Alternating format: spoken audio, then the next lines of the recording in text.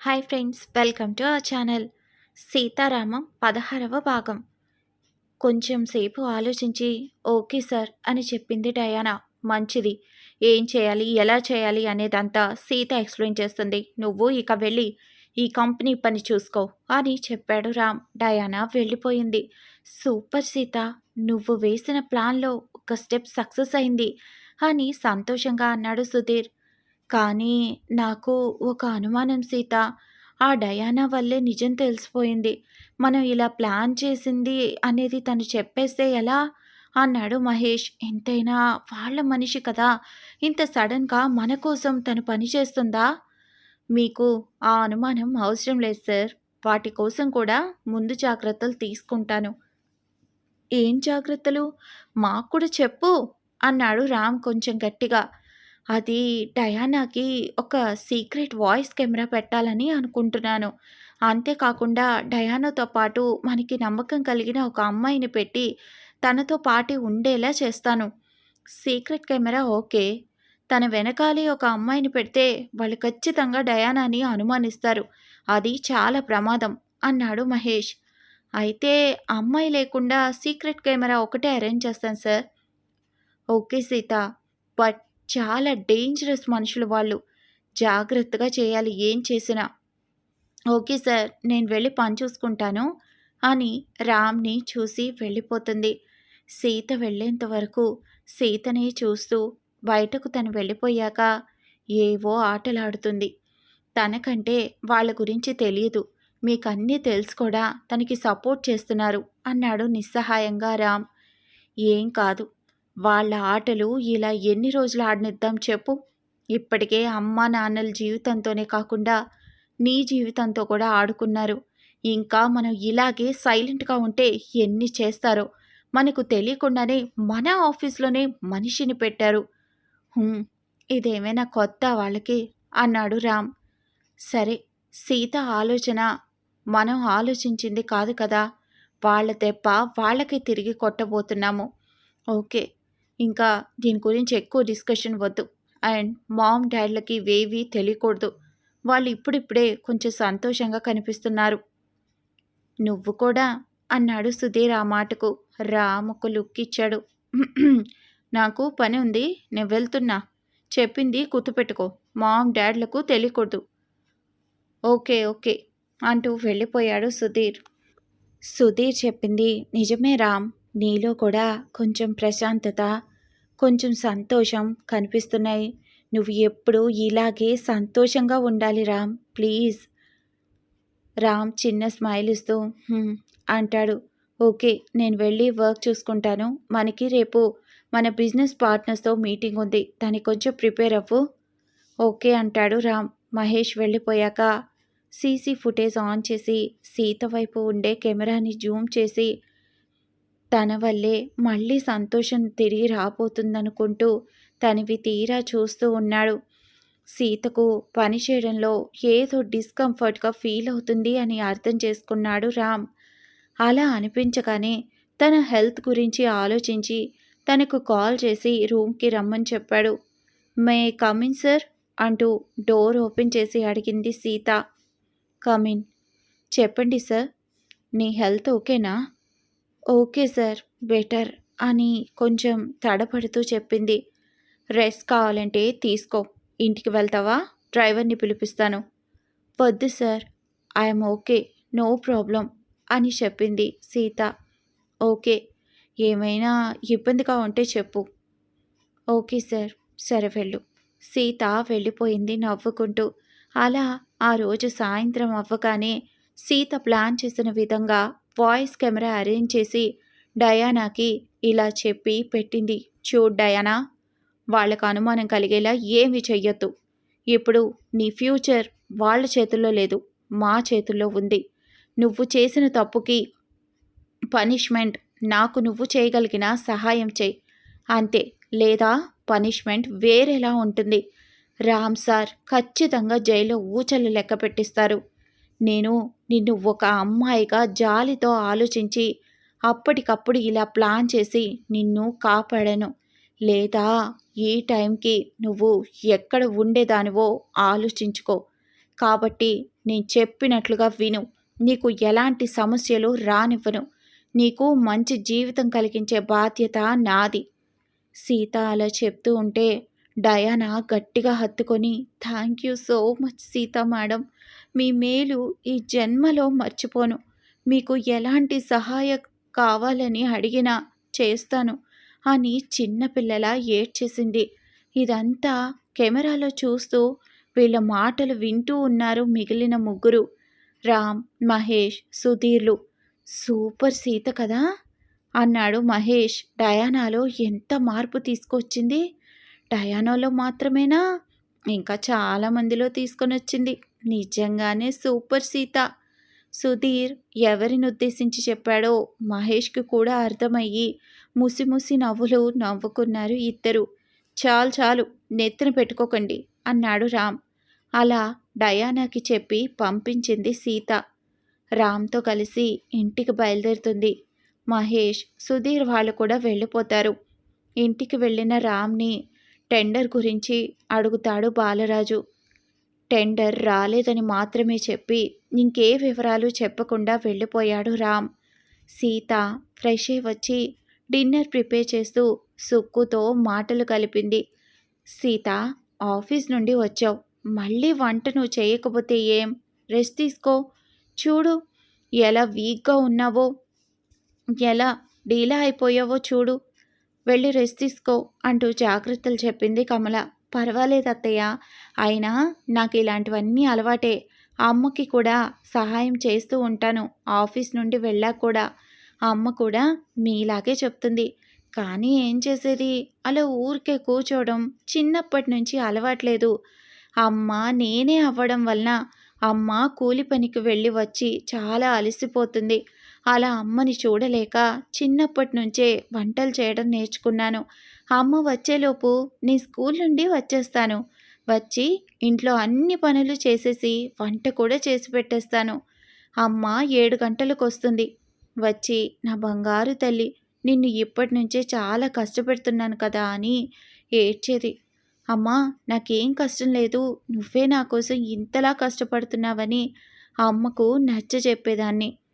కష్టాల్లో నుండి వచ్చిన వాళ్ళకి ఎప్పటికీ ఏ పని కష్టంగా అనిపించదత్తయ్య అనేసరికి, ఎంత చక్కగా చెప్పావు చిన్నమ్మా, నువ్వు ఈ రోజుల్లో ఉండాల్సిన అమ్మాయివి కాదు అంటూ మెటికలు విరిచింది సుక్కు. నిజమే అంది కమల కూడా నవ్వుతూ. ఇలాంటి ఒక ఆడపిల్ల నాకు ఉండుంటే బాగున్ను అంది. కోడల్ని కూతుర్లో చూసుకోండి పెద్దమ్మా, అంతే కదా అంటూ నవ్వుతుంది సుక్కు. ఇవన్నీ హాల్లో కూర్చుని ఉన్న రామ్ వింటూ ఉన్నాడు. సీత అన్ని కష్టాలు పడిందా అని చాలా బాధపడుతూ, ఇంకా నీకే కష్టం రాకుండా నేను చూసుకుంటాను సీత అనుకున్నాడు మనసులో. అలా వంటలు చేసి తినడం అంతా అయిపోయాక సీత వెళ్ళి ఫ్రెష్ అయి వచ్చి రూమ్లో టాబ్లెట్ వేసుకుంటుంది. రామ్ తనని చూస్తూనే ఉంటాడు. కానీ సీత మాత్రం చూసి చూడనట్లు ఉన్నట్లు నటిస్తూ ఉంటుంది. సీత, ఇప్పుడు ఎలా ఉంది? నీకు బెటరేనా? పెయిన్ అలాంటివేమీ లేవు కదా అని అడిగాడు. పర్వాలేదు సార్, ఇంతకు ముందు కంటే ఇప్పుడు బెటర్. ఓకే, నీతో కొంచెం మాట్లాడాలి, ఇబ్బందిగా లేదు అంటేనే అన్నాడు. చెప్పండి సార్, నాకు ఎటువంటి ఇబ్బంది ఏం లేదు. ఓకే, కూర్చో. సీత కొంచెం అయోమయంగా కూర్చుంటుంది. ఎలా చెప్పాలి, ఎక్కడ మొదలు పెట్టాలి అని అర్థం కావటం లేదు. కానీ ఎలాగైనా మొదలు పెట్టాలి కదా. నిన్ను చాలా తప్పుగా అర్థం చేసుకున్నాను. దానికి కారణాలు ఎన్నైనా ఉండని. కానీ నిన్ను చాలా మాటలు అన్నాను. తప్పు నేను చేసి నిందలు నీకు వేశాను. కానీ ఇప్పుడు నిన్ను చూస్తుంటే అంటూ ఆగిపోయాడు రామ్. సీత రామ్ ఏం చెప్తాడా అని ఎదురు చూస్తూ తననే చూస్తూ ఉంది. కానీ ఇప్పుడు ముందులాగా నిన్ను తప్పుగా అనుకోవటం లేదు. నాలో ఎందుకు ఈ మార్పు ఎప్పుడు వచ్చిందనేది అడిగితే కరెక్ట్గా చెప్పలేను. కానీ ఒక పాయింట్ దగ్గర నీ మీద జాలి వేసింది, నా మీద అసహ్యం వేసింది. ఆ పాయింట్ నాకు నీ మీద గౌరవాన్ని పెంచింది. ఆ గౌరవం ఇప్పుడు మంచి స్నేహంగా మారబోతుంది. ఈ స్నేహం ఇంకొన్ని రోజుల్లో ప్రేమగా మారి పూర్తిగా నిన్ను నా భార్యగా స్వీకరించాలని మనస్ఫూర్తిగా ఆ దేవుణ్ణి వేడుకుంటున్నాను. కానీ దానికి కొంచెం సమయం పడుతుంది. అంతవరకు నువ్వు నాకు స్నేహితురాలిగా ఉండగలవా అంటూ సీతని చూశాడు రామ్. ఖచ్చితంగా ఉంటాను సార్. మీలో ఈ మార్పు నేను కూడా ఊహించనిది. మీరు ఇంత మంచిగా మాట్లాడుతుంటే నాకు సంతోషంతో మనసు ఉప్పొంగుతోంది అంటూ వస్తున్న కన్నీళ్లను చేతులతో ఆపేస్తుంది. మీరు నన్ను ప్రేమించాలని అనుకోవటం లేదు. మనిషిగా చూస్తే చాలు అని అనుకున్నాను. కానీ ఇప్పుడు మీరు స్నేహం అంటున్నారు. అది నాకు చాలా సంతోషాన్నిస్తుంది సార్. రామ్ చిన్నగా నవ్వుతూ, సీత, నువ్వు ఈరోజు డయానాలో తెచ్చిన మార్పు నాకు చాలా బాగా నచ్చింది. తొందరపడి ఒక అమ్మాయి జీవితాన్ని నా చేతులతో నాశనం కాకుండా చేసావు. చాలా థ్యాంక్స్ అందుకు. అది నా గొప్పతనం కాదు సార్, మీదే. నేనెంత మాత్రం ఐడియా ఇచ్చినా మీరు ఒప్పుకోకపోయి ఉంటే అలా జరిగి ఉండదు కాదు కదా సార్.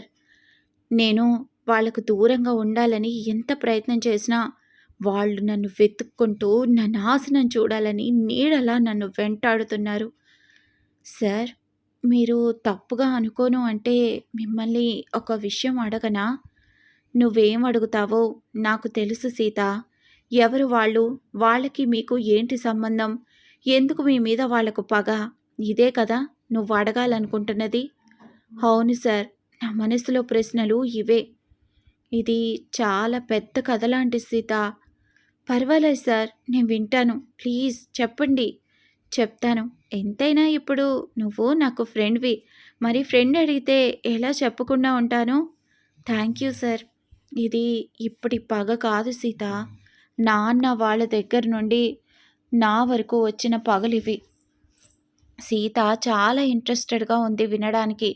రామ్ గతం కూడా. ఎందుకంటే ఇందులో తన ఎక్స్ లవర్ గురించి కూడా తెలిసే అవకాశం ఉందని. నాన్న, నారాయణ అంకుల్, ఈశ్వర్ అంకుళ్ళు చాలా మంచి స్నేహితులు. ఇప్పుడు రామ్ సీతకి చెప్తూ ఉంటాడు పాస్ట్. అర్ధరాత్రి 12 గంటలకు ముగ్గురు వ్యక్తులు మద్యం సేవిస్తున్నారు. రేయ్, మన ముగ్గురం కలిసి 2 సంవత్సరాల ముందు ఒక కంపెనీ మొదలు పెట్టాము. ఇప్పుడు మన కంపెనీయే మొదటి స్థానంలో ఉంది. ఇదంతా మన ముగ్గురి కష్టం రా అన్నాడు ఈశ్వర్. నిజమే ఈశ్వర్. ఏదో చిన్న కంపెనీగా మొదలుపెట్టిన మన బిజినెస్ ఇంతలా ఎదుగుతుందని కానీ, బిజినెస్ రంగాన్నే శాసిస్తామని కానీ మనం ఏమైనా అనుకున్నామా ఏంటి అన్నాడు బాలరాజు. అవును బాలా, ఈ క్రెడిట్ సగం నీకే. ఈ సక్సెస్ నీ తెలివితేటల వల్లనే అన్నాడు ఈశ్వర్. ఏంటి ఈశ్వర్ నువ్వు చెప్పేది? అంటే బాలరాజు ఒక్కడే ఇదంతా చేశాడనా? అప్పుడు నేను నువ్వు ఏం చేయలేదా అని కోపంగా మాట్లాడాడు నారాయణ. రేయ్, ఎందుకు అరుస్తున్నావు? నేను అలా చెప్పలేదే. ఎంత మన కృషి ఉన్నా తెలివిగా ఎప్పుడు ఏం చేయాలి అని ఆలోచించి అన్నీ పర్ఫెక్ట్గా చేసేది బాలానే కదా. అందుకే అలా అన్నాను. ఏం, నేను చెప్పిన దాంట్లో తప్పుగా ఏమైనా ఉందా? ఉంది అంటూ పైకి లేచి చేతిలో ఉన్న గ్లాస్ని కోపంగా విసిరి కొట్టాడు నారాయణ. రేయ్ నారా, ఏమైందిరా నీకు? సరేలే, నేనేం చేయలేదు. నువ్వే అన్నీ చేసావు. కంపెనీ పైకి రావడానికి కూడా అంతా నువ్వే చేసావు.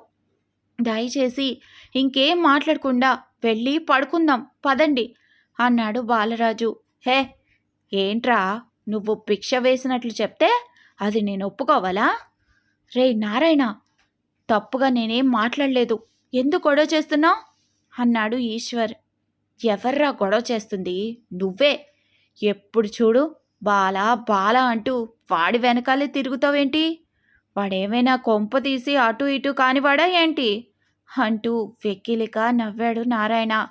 రేయ్, ఏం కూసావురా అంటూ చెంప చెళ్ళు మనిపించాడు ఈశ్వర్. ఛే, ఏం మాటలవి? నారాయణ, నువ్విలా మాట్లాడతావని అనుకోలేదు అన్నాడు బాలరాజు కూడా కోపంగా. రేయ్, నన్నే కొడతావా నిన్ను అంటూ కోపంగా ఈశ్వర్ పైకి వెళ్ళాడు నారాయణ. మధ్యలో బాలరాజు అడ్డుగా రావడం చూసి తనని తోసేశాడు నారాయణ.